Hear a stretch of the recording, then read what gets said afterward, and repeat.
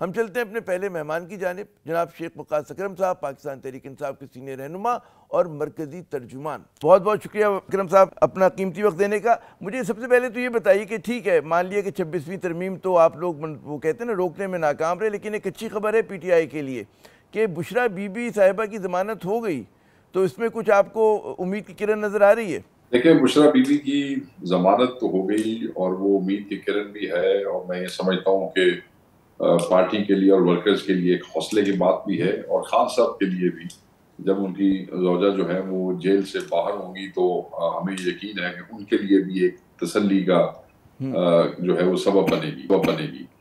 दूसरी बात जो ज्यादा अहम है वो ये है कि इसके बावजूद कि उनकी तमाम केसेस में जमानतें हो गई, कोई केस नहीं रह गया है, इस केस में भी जमानत हो गई है। जमानत के बाद रोजगार के हवाले से जज साहब जो है जिसने रोजगार इशू करनी थी, वो अपने दफ्तर को लॉक करके एक जनाजे के बहाने से वहां से गायब हो गए। फिर उसके बाद एक FIA से मुतलका जज साहब थे, फिर वो वहां से गायब हो गए। उसके बाद फिर एक ड्यूटी जज, एक खातून होती है, वो वहां पे अगर वो ना हो तो ड्यूटी जज का काम है, वो वहां से गायब हो गए। और बेशर्मी की आप इंतहा देखें कि एक खातून से, एक निहत्ती, एक घरेलू खातून से इस सरकार को, वफाकी और हुकूमत, सूबाई हुकूमत को इतना डर है, इतना खौफ है, इतनी इनकी टांगे कांप रही है कि उस खातून से, घरेलू खातून से, कि बगैर किसी केस के उनको आज वहां पे रहना पड़ रहा है अडयाले। एक मिनट जी, आप ये जो कह रहे हैं कि घंटा, जी फरमाइए। मैं फिर अनलॉफुल है, दे कांट।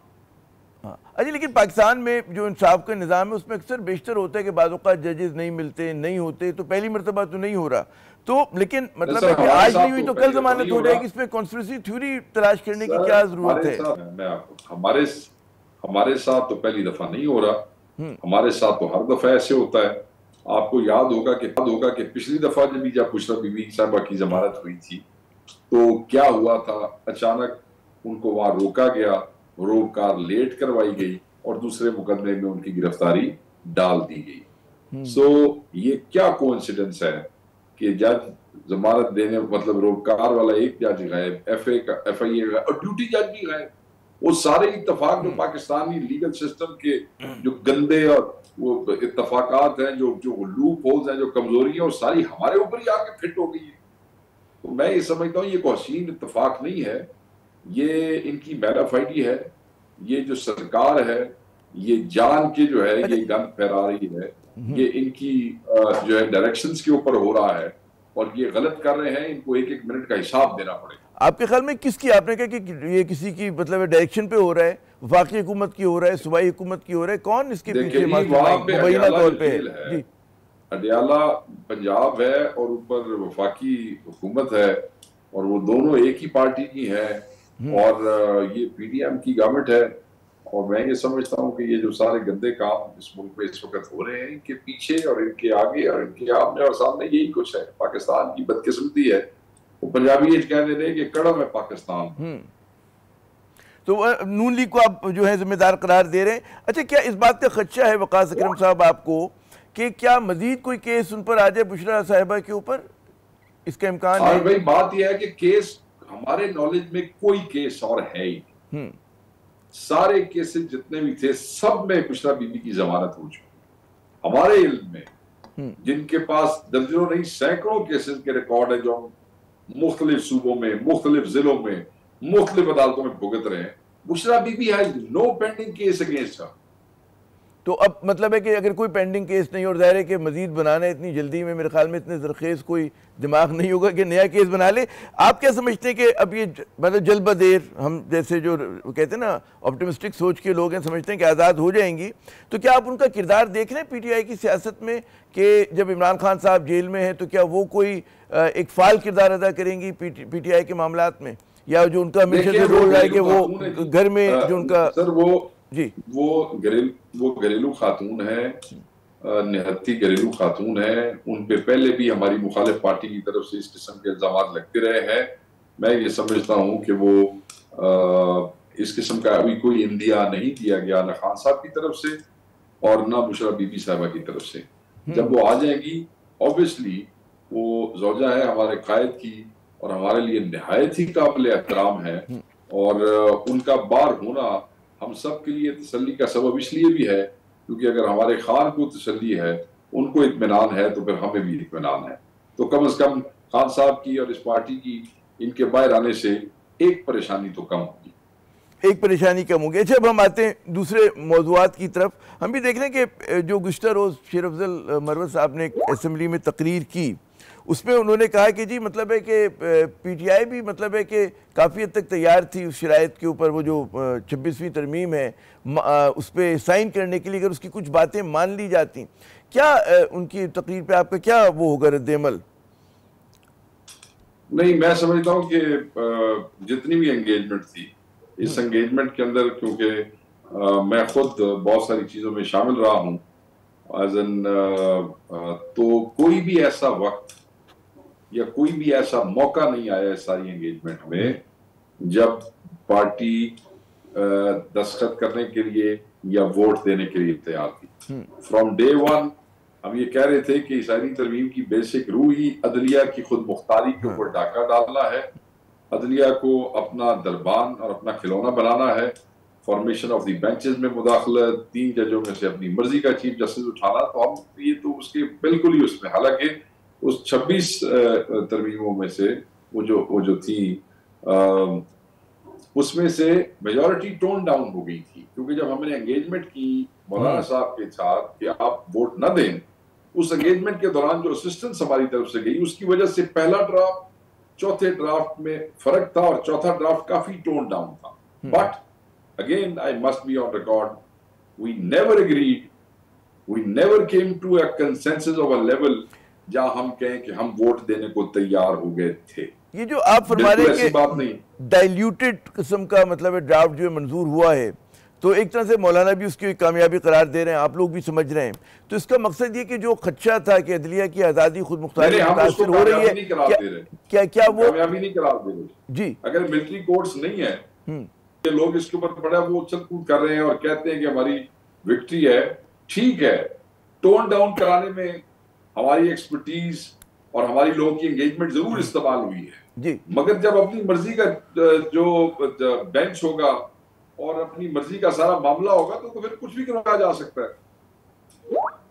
जी। अच्छा, लेकिन इसमें एक और सवाल जो बनता है कि ठीक है डाइल्यूट हो गई, लेकिन आप क्या समझते हैं कि डाइल्यूट होने के बाद जो इल्ज़ाम लग रहा था कि जी आज़ाद, अब जो अदलिया की आला अदलिया की आज़ादी खुद मुख्तारी है उस पर हमला है, तो वो हमला ख़त्म हो गया? आपके ख्याल में कुछ मतलब है बचत हो गई, हमारी आला अदलिया अब आज़ाद हैं, खुद मुख्तार हैं, या आप समझते हैं कि ज़ेर नगी आ गई हैं वो पार्लियामेंट की और हुकूमत? देखिए, बात यह है कि हम तो आईनी तरमीम के खिलाफ हैं और आईनी तरमीम में दिए गए मुजवजा तरीक़ेकार के भी खिलाफ हैं। तो जब हम एक चीज़ के खिलाफ हैं, बुनियादी तौर पे खिलाफ हैं, और हम समझते हैं कि जो प्रिंसिपल ऑफ सीनियरिटी था उसकी वायलेशन करने का कोई तुक नहीं था बनता, तो जो कि 30 साल से चला आ रहा है कि मोस्ट सीनियर जज would be taken as the chief justice of Supreme Court of Pakistan. अच्छा, इससे पहले कि 30 सालों में पहली दफा जी पहली बार हुआ है। अच्छा, मैं इससे पहले कि मतलब आगे की हिकमत अमली पर आऊँ, एक सवाल मेरे ख्याल में लोग करना चाह रहे हैं जो मतलब पीटीआई के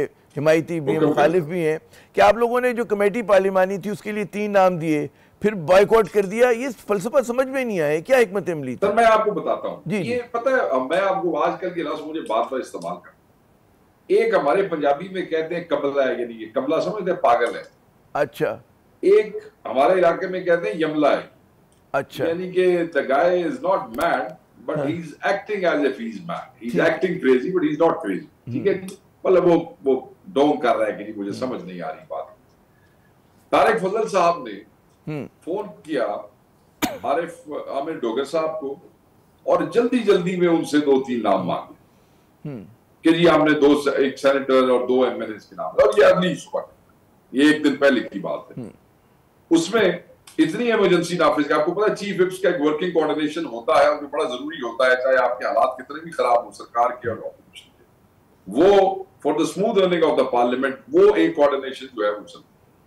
उस पर उनको सिर्फ 1-2 लीडर मुयस्सर आए, आमिर डोगर साहब को, और उन्होंने उस वक्त यही फैसला किया दोनों तीनों ने कि ठीक है ये नाम दे दो। उसमें कई लोग खुद भी एस्पिरेंट्स थे, हमारा भी नाम दे दो, किसी ने कहा नहीं दो, 2-3 लोगों ने मशवरा किया और वो नाम चले गए। जैसे ही उसी शाम को पॉलिटिकल कमेटी बैठी, जो कि one of the highest forums है कोर कमेटी के साथ साथ, उसमें जब ये चीज सामने आई, ये फैसला हो गया कि भाई कोई फर्क नहीं पड़ता, ये को खुदा ना खास्ता आसमानी सहीफा नहीं हो गया कि आप नाम दे बैठे हैं तो अब आपका जाने की आपकी पाबंदी हो गई है। हम एक चीज की बुनियाद के खिलाफ हैं, उस तरमीम की मुखालफत हम इसलिए कर रहे हैं कि जजेस के चुनने का, चीफ जस्टिस के चुनने का तरीकेकार पे हमें एतराज है, बेंचेस की फॉर्मेशन पे हमें एतराज है, अदलिया की खुद मुख्तारी जाने पे हमें एतराज है। तो ऐसी तरमीम जिसकी हमने मुखालफत की है, उससे पैदा होने वाली कमेटी में बैठना doesn't make any sense, stupid. It's against the principles. It's not about winning or losing the race. It's about the principle. कल आप एक चीज के खिलाफ जा रहे हैं और जब वो नहीं आप उसको रोक सकते तो कल आप उसका हिस्सा बन जाएंगे। So पूरी की पूरी पार्टी ने यूनानिमसली, पॉलिटिकल पार्टी ने ये फैसला किया, जिसको फिर 70+ लोगों की कोर कमेटी ने जिसकी तौसीक की, और हमने उनको कहा कि हम नहीं जाएंगे, नाम दे दिए तो क्या हो गया, नहीं जाएंगे, बात खत्म हो गई। चले, अच्छा ये तो वजाहत हो गई आपकी तरफ से। अच्छा, अब एक और सवाल है, और जो मेरे ख्याल में बहुत सारे लोग आगे कि जो आपके डिसिडेंट्स थे, वो लोग जिन्होंने इनराफ किया, उन्हें 5 MNAs के जिन्होंने वोट डाल दिए पार्टी लाइन के खिलाफ, तो उसके हवाले से क्या आपकी अगली हिकमत अमली होगी?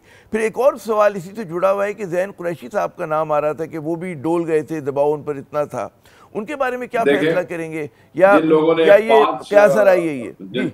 सर, जिन 5 लोगों ने ये किया है, हाँ। वोट सामने आके दिया, सबने उनको देखा, नेम एंड शेम तो हो रहा है, उनको लोग बेइज्जत भी कर रहे हैं, उनकी फैमिलीज को भी बेइज्जत कर रहे हैं, हाँ। उनके वोटर्स, उनका सपोर्ट बेस, और हम भी अपनी लीगल कमेटी के हवाले कर चुके हैं, इनको डी-शीट कराना है, इनको इनके ऊपर डिसिप्लिनरी एक्शन लेना है, इनके ऊपर केस करना है, और इनके एफिडेविट्स, क्योंकि इनमें से बहुत सारे एफिडेविट भी दिए हुए हैं, SIC के भी दिए हुए हैं, PTI के भी दिए हुए हैं, या अपने उस्मान का ही आप उसको ले लें, फिर उसके बाद जो खिच्ची को भी आप ले लें, तो इनके एफिडेविट्स भी मौजूद, वो सब हमारे पास मौजूद है, सुप्रीम कोर्ट के हुक्म पे हुआ, तो वो पूरी इनके खिलाफ बिल्कुल इनको माफ नहीं करेंगे, जिन्होंने वोट दे दिए हैं। ये बेहया ये खदशा नहीं वकास अकरम साहब, जैसे कि मैं शहबाज शरीफ साहब का बयान जो उन्होंने बड़ा इनका शुक्रिया अदा किया 5 MNAs का, उनका आज़ाद हैं, तो ये जो वो लोग उनको प्रिटेंड करेंगे जी आज़ाद है, इनका किसी पार्टी से ताल्लुक नहीं है, और जब ऐसे ही है तो स्पीकर इलेक्शन कमीशन बात सुनेगा आपकी।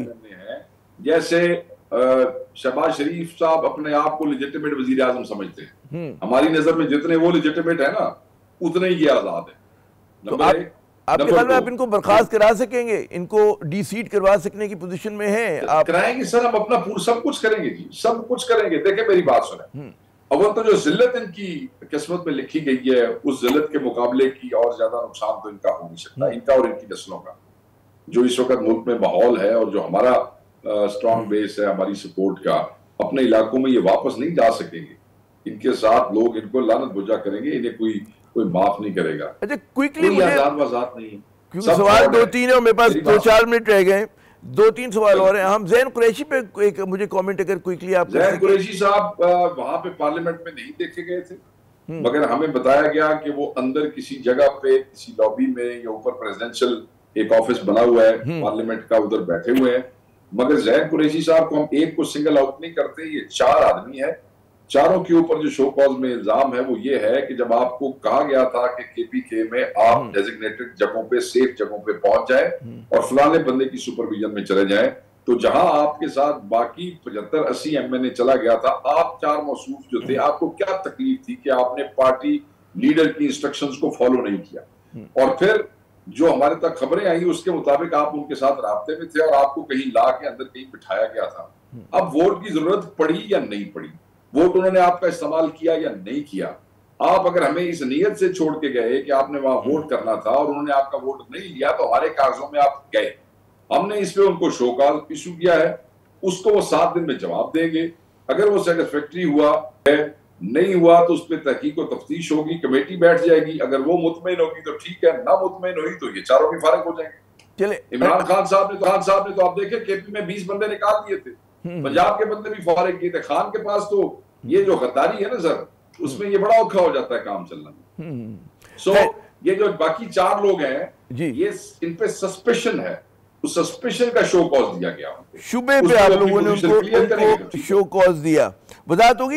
एक और बात वकास अकरम साहब बहुत ही अहम कि देखना हुकूमत के साथ ज़ाहिर है कि इस्टेब्लिशमेंट पूरी तरह खड़ी है, पूरा जो कहते हैं पोलिटिकल इस्टेब्लिशमेंट है इस मुल्क की, वो भी एक दूसरे के साथ जुड़ी हुई है। अब एक अदलिया की तरफ से उम्मीद हुआ करती थी, क्या आपको खदशा है कि अदलिया भी जो है राम हो गई और अब वहाँ से आप लोगों का जो एक हमेशा से सपोर्ट आ जाया करती थी वो नहीं आ पाएगी? जी देखिए जी, हमेशा वाली सपोर्ट पे तो मैं I would not agree that much, क्योंकि अगर हमेशा ही सपोर्ट आती होती तो खान साहब के ऊपर 200-250 FIRs के अंदर हाँ, अभी तक वो ना पड़े होते। हमेशा ही सपोर्ट आती। इल्जाम तो यही है ना कि PTI से वो है अदलिया जो है सिंपैथेटिक है। जी देखिए, जिस बेचारे के साथ बाहर जुल्म हो रहा हो, हुकूमत कर रही हो, तो अगर कोई जज इंसाफ का फैसला कर दे तो मैं उसको हमदर्दी तो नहीं कहता, मगर मैं ये समझता हूँ कि आईनी तरमीम गलत हुई है और चीजें जो है वो अपना कोई रंग दिखाएंगी, मगर मैं को प्री मेच्योरली पार्टी को स्टेटमेंट नहीं देना चाहती। लेट्स सी वो क्या हुआ है। खुद मुख्तारी तो खैर कॉम्प्रोमाइज हुई है, जब बेंच की फॉर्मेशन ही सरकार के हाथ में है तो फिर बेंच फिक्सिंग क्या होगी, आपको भी पता है, मुझे भी पता है। अब सबसे अहम बात है कि आगे का क्या लाहेमल होगा। अली मीन गुंडापुर साहब कल फरमा रहे थे कि जी एहतजाज करेंगे, एहतजाज होगा जी, फाइनल कॉल देंगे। जी कमेटी में भी ये फैसला हुआ है, कोर कमेटी में भी ये फैसला हुआ है कि भरपूर एहतजाज है और उसका लाएअमल जो है वो खान साहब से मुलाकात के अंदर उनकी गाइडेंस में करेंगे। उससे पहले मीटिंग्स होगी, एहतजाज अब तैयारी के साथ होगा, हाफ को कोई काम नहीं होगा। जी बहुत बहुत शुक्रिया शेख वकास अकरम साहब, आपने अपना कीमती वक्त दिया। नाज़रीन लेते हैं वक्फा, वक्फे के बाद जब दोबारा हम हाजिर होंगे तो यही मौजूद ज़ेर बहस होगा कि जनाब 26वीं आईनी तरमीम से क्या वाकई आला अदलिया जो उसकी आज़ादी खुद मुख्तारी मुतासर हुई है या मतलब है कि सिर्फ इसको प्रोपेगेंडा कहा जाए। हमारे साथ रहिए।